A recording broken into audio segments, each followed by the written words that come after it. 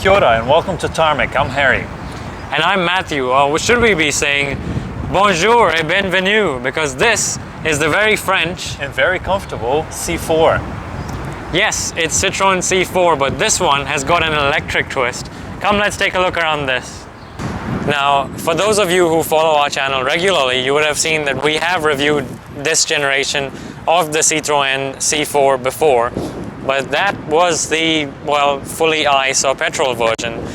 This one is the e-C4, so the fully electric version. And if you think your eyes are deceiving you right now, they aren't, because, well, to the naked eye, this looks exactly like a regular Citroen C4. But as I go around, you'll see that there are a few little Easter eggs that define this as the E version of the car. Starting from the front, obviously it is a Citroen, so you do get that instantly recognizable double chevron logo, which flows nicely into these split headlights. So as you can see there, you've got your LED DRLs there, and then of course your headlights over there, which are actually Citroen LEDs, or rather Citroen LED vision units as well on both sides. Really do light the way excellently. As I move around the side, you'll notice the blue inserts over here and on the side of the door as well. Now, those are part of Citroen's color pack, but you'll notice that the blue actually matches really well with the blue on the door here. And of course, that door badge there is E for electric.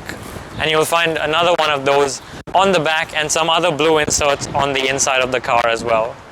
Blue is obviously very much the green theme here, and the color on this particular car is Iceland blue and goes really well with the proportions and lines and design of this e-C4. Speaking of the proportions, well, the length is 4.3 meters long. Width-wise, you're looking at 1.8 meters, and height-wise, it's just over 1.5 meters. So it'll fit very neatly into parking spaces, into garages, and, well, anywhere you really want it to fit. So while it does have an elevated look, it is still very much sort of hatchback dimensionally. The one luxury option that, at least on the outside, our car comes fitted with is this tilting and opening panoramic sunroof up here. That is an extra $3,000, and it's a nice one too, especially when you have sunnier days like we do today. Now, around the back here, you do have that signature sort of sloping roofline coming down here that the C4 has. As Harry will point out later, it is very intelligently designed on the inside so that your rear passengers don't have compromised headroom, but you'll see that in a few minutes. This rear over here features a spoiler that goes across, the upside of which is it does look cool and adds an extra layer of styling to this rear, but the downside is that it does block the vision from the rear view mirror quite significantly at times. So pros and cons there. Speaking of pros, of course you do get your E badge there, denoting that this is an e-C4 and not just a regular one. In traditional Citroen fashion, you have your chevrons there and your Citroen badge. And then if I pop open the boot, you do get 380 liters inside, and if you fold the seats flat down, you get 1500 liters or so of trunk space. So quite practical, and as you can see here, nice flat floor with a low lip for easy loading. Speaking of loading, you can have towing capacity, or rather with a tow bar.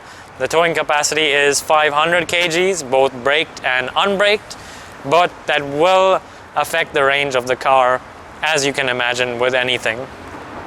Speaking of range, this is of course the very special e-C4. So I think it's time we go and take a look at what powers this. So this charging port over here plugs you into a 50 kilowatt hour battery pack that sits underneath this Citroen e-C4.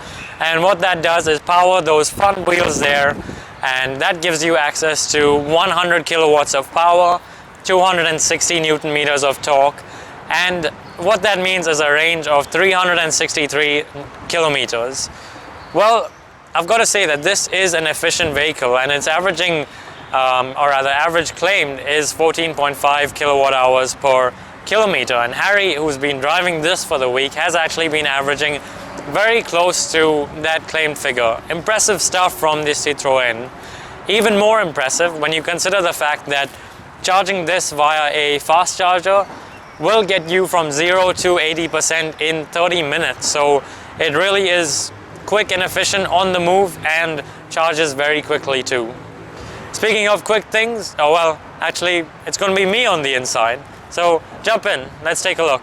Now, as much as the outside is nice to look at, the inside is nice to be in, and that comes down to a couple of things in particular, and one of those is these advanced comfort seats.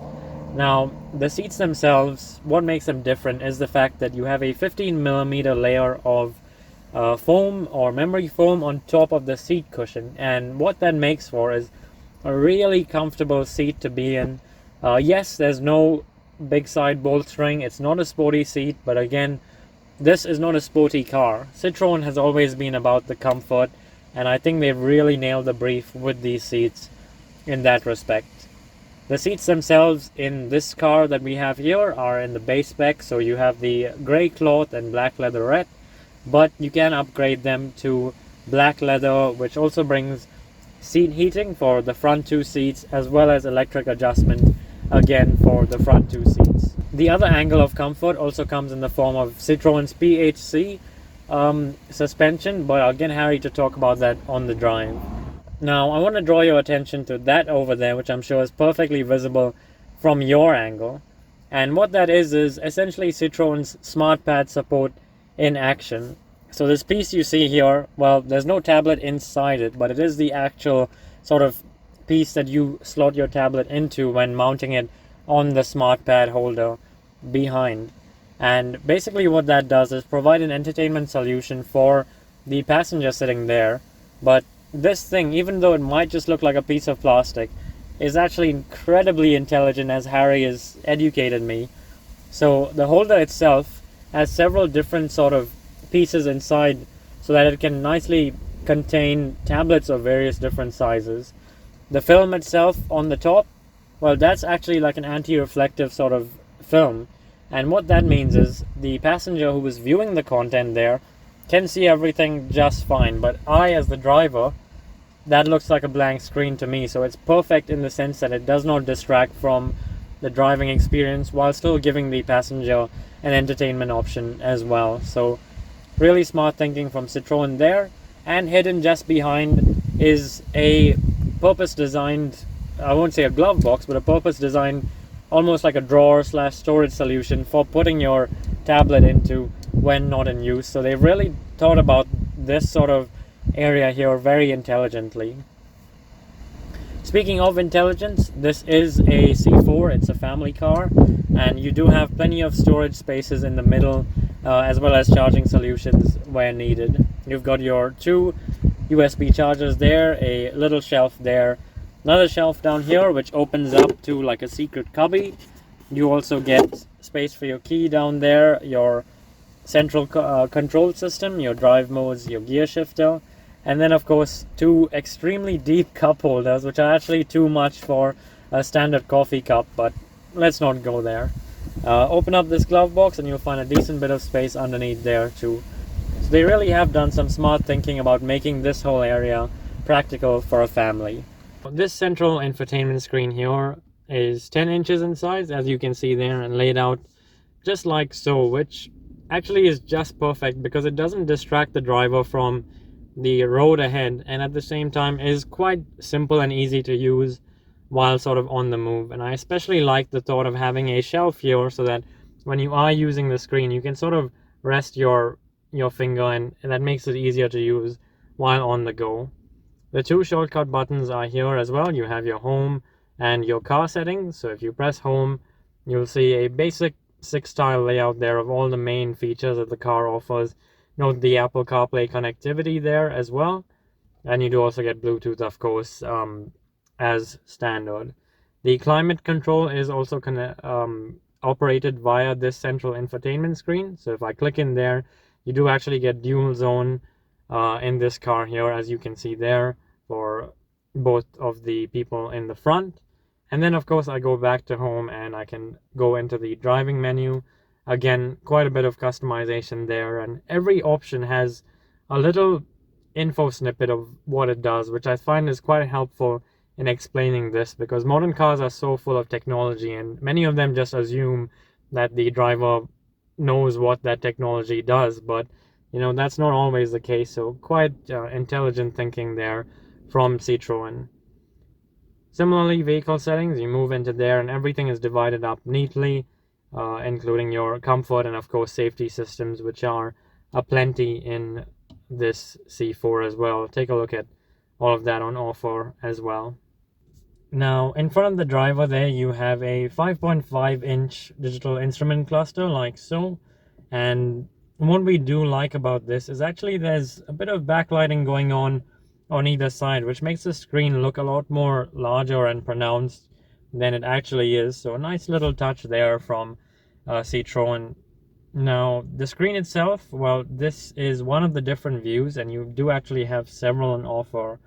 And the view right now shows us the speed, the gearing, and then down the bottom, the average electricity consumption, as well as your trip and average speed too.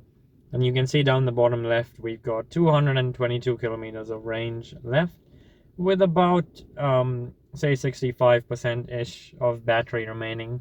So there is that. Push the button on the end of your left stalk, and you can actually change what you see on the display in front. So there we go, that's the mode that's called driving, and all of a sudden it's showing me my Citroen e-C4 on the road as it sits. So with the lane detection, forward collision, all of that stuff. I can flick again and go into minimum. There's driving and computer, so you have 3 different modes like so. And then correspondingly there is also a button on the end of the right side stalk. Press that and you get to change the trip computer in front of you. There we go, to either see a battery indicator or one of the 2 trip options there. The other thing the screen displays as well is the changing modes of this car. You have 3 of those on offer, and they are Eco, Normal, and Sport. We'll talk a little bit more about that on the drive, but those are the 3 on offer, like so. Taking a step back to the steering wheel, which is a nice square unit and has this typical sort of Citroen spoke on the bottom here. A little hark back to the days of the DS and 2CV and stuff like that, which had that unique spoke down the bottom. The steering itself feels actually really nice to hold, is a good size, and you get your steering mounted buttons as well. The left ones which control your adaptive cruise control, and your right side which controls your audio inputs and volume levels. So a bit of convenience over there, as is with the back seats, and Harry will show you that now. At the back of the e-C4, I think that the first thing to sort of draw attention to is the fact that the doors go all the way down, so it keeps your trousers nice and clean, which is always great.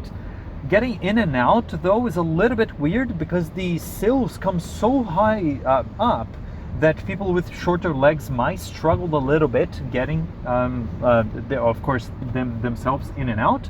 But once you're in, the same great thing with the seats sort of translates to the back in here. There's plenty of comfort for everyone that's sitting, plenty of headroom, which was a little bit of a concern of mine, given the way that the design of the roof goes, and also the fact that we have this amazing sunroof in here. Other things that I think that are worth pointing out is the fact that you get your vents for 2 occupants in the back and 2 USB ports for you to charge your devices. There is no central armrest though, and of course with that comes the lack of a ski pass-through, which could be important for European customers, so to say. And the overall comfort is actually quite good. There's plenty of foot room, knee room, and as the headroom that I just mentioned for the 2 people that are on the corners. For someone that is in the center though, you will be missing a little bit of the room that you have for your head. So if I were to sit on the center myself, I wouldn't have proper headroom, and of course it's compromised a little bit because it's not a proper EV platform, so the floor is not flat. So just something to consider.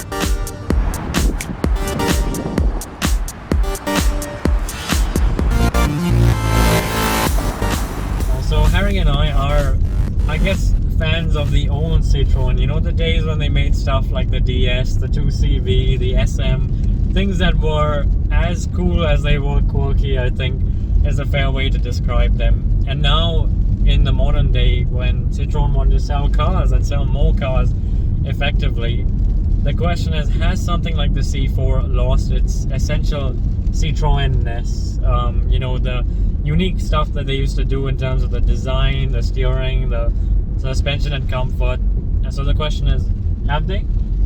I think that now with all this consolidation that we see in the market, and of course considering a group that is as big as Stellantis, they grabbed a platform that they are using for cars of different brands within the group, but they very much tried and succeeded in bringing a little bit of Citroen-ness to the C4. And if you're considering what the brand sort of always stood for in terms of their innovation, always thinking about the comfort and a little bit of that quirkiness, I think that we can definitely give it a pass. I think that just bringing it back to the comfort side of things, we were discussing off camera that this is probably one of the most comfortable cars that we've been in terms of the category and the price point that it is in, and there's no question, it's really, really comfy. Absolutely. This in New Zealand right now, they are running a promotion along with the clean car rebate that comes from the government, which means that you have something like $11,000 knocked off the price tag, bringing this e-C4 down to $59,000. And for that value, that sort of money, I think this is probably the most comfortable car, you know, in its sort of relative price range segment, all of that stuff. They've done a great job, firstly, I've got to say, from a driving perspective, with these advanced comfort seats. Number one, with that 15 millimeters of foam cushioning, makes a huge difference on your back and on your spine. And then of course you have got just the design and the insulation from the outside environment. I mean, it's so quiet in here. Today is an extremely windy day. We've been struggling to film on the outside of the car, but on the inside you wouldn't know that there is I mean, just absolute ludicrous wind speeds outside. Yeah, no question about that. It's a very, very windy day. We were struggling to record, but once we closed the doors, that's it. There's barely any noise coming from the outside. And of course, it only adds to the experience once you have an electric powertrain such as this one. It just makes for a very relaxing, very smooth driving experience. And pretty much the same thing sort of translates to the suspension architecture as well.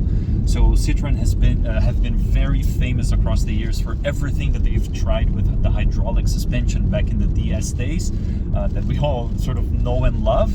So now with the progressive hydraulic cushion that they've made, it's just, of course, we could go into the technical details of that, but pretty much what they've done is not as weird as they did back in the 50s and 60s, but now is a little bit of a different implementation of the shocks that try to isolate as much harshness from the outside into the inside and the occupants. And when you put that together with these amazing seats, I think it makes for an amazing experience in terms of comfort. It's really good.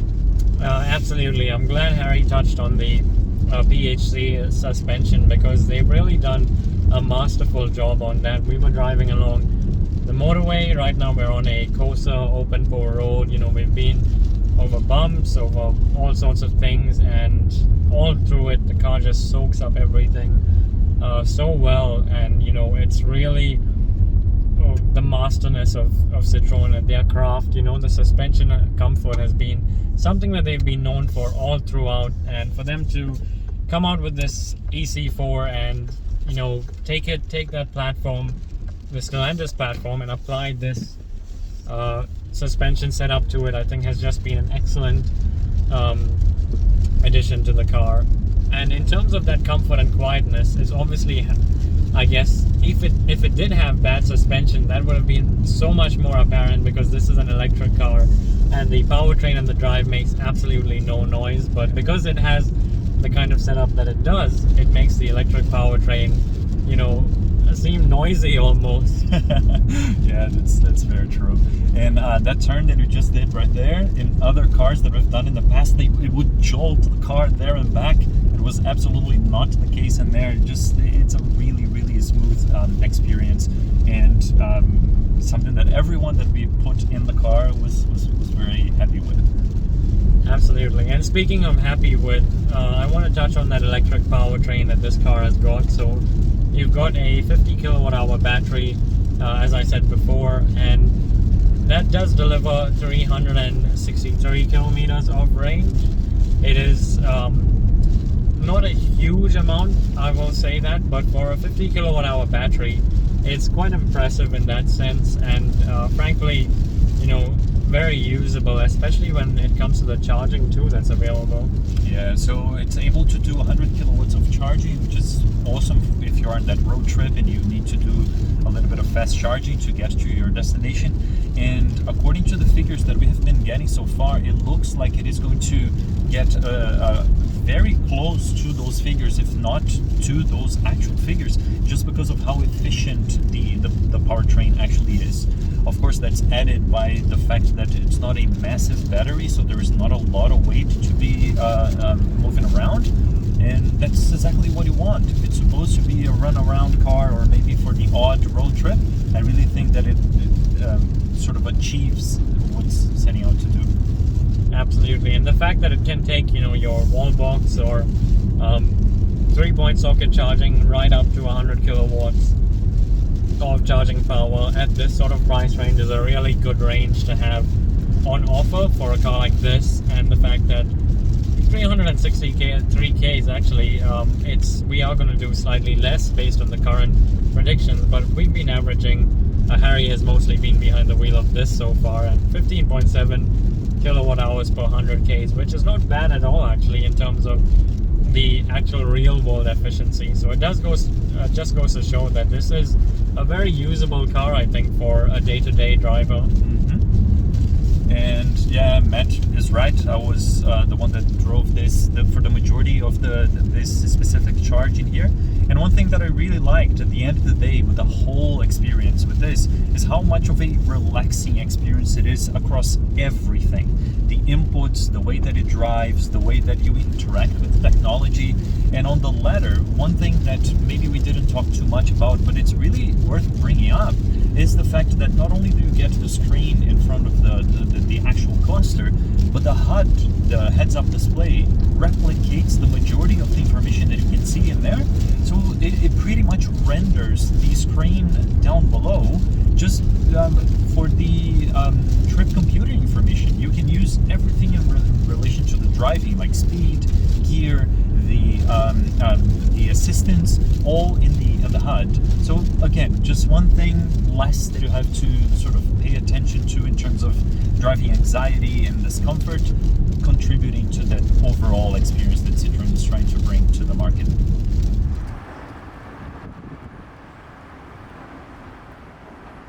So there you have it, the new Citroen e-C4. They've taken essentially a Stellantis platform, applied their Citroen ness to it in the form of the suspension especially, and applied an electric powertrain to it. And what I think we have here is a really both unique but also extremely usable car from Citroen. It brings a lot of the Citroenness to the market in terms of the quirkiness that it brings. Of course, the added comfort. I cannot tell you enough how much I like these seats and the suspension. It's really, really good. I just wished I had an iPad here in front of me to enjoy a little bit during the charging, or just while Matt is doing, if we can call it, driving.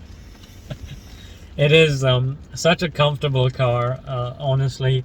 They've done a really good job, especially in that aspect, and I mean, with 363 Ks of range and the charging ability, all of that stuff, they've done an excellent job in making it a usable EV as well. So I think good job overall from Citroen. Absolutely, yeah, no question. Thanks for watching. Make sure you subscribe, and we'll see you on the next one. Thank you. Au Bye. revoir.